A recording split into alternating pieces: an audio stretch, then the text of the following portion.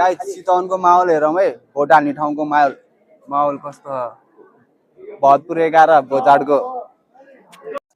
vote हाल्नु भयो हजुरहरूले भोट हाल्नु के समस्या त परेन परेन एकदम सहज रूपमा झोला बोकेर त बन्नु पर्यो नि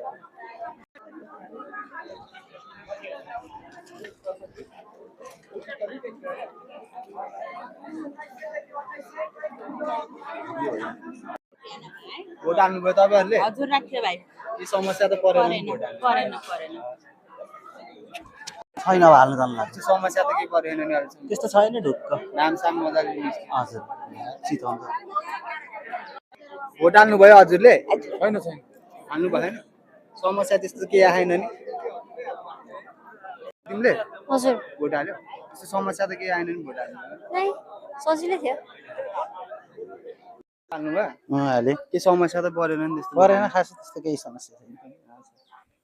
के समस्या त केही परेन नि भोट के भयो समस्या पर्छ त्यो हजुरले भोट हाल्नु भयो हाले त्यस्तो समस्या त केही परेन नि भोट परेन आनन्दै हो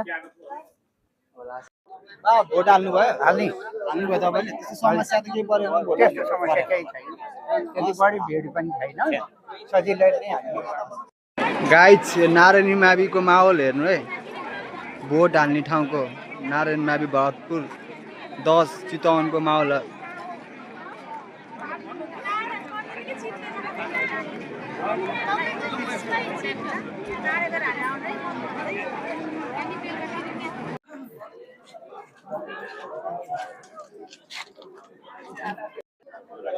हजुरहरूले भोट हाल्नु भयो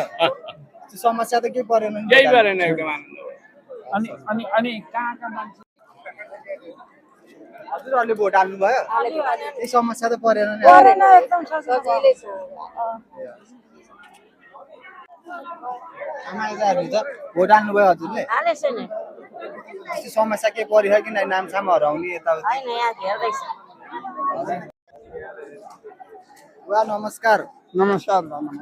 भोट हाल्नु भयो हजुरले भोट हालेर हाल्नु भयो समस्या त केही परेन नि समस्या केही परेन आनन्द जय नेपाल भनेर जय नेपाल भन्नु क्यामेरामा जय नेपाल ल एकदम यो देश सपेर जाओस् अब यो पुरानो जति सबै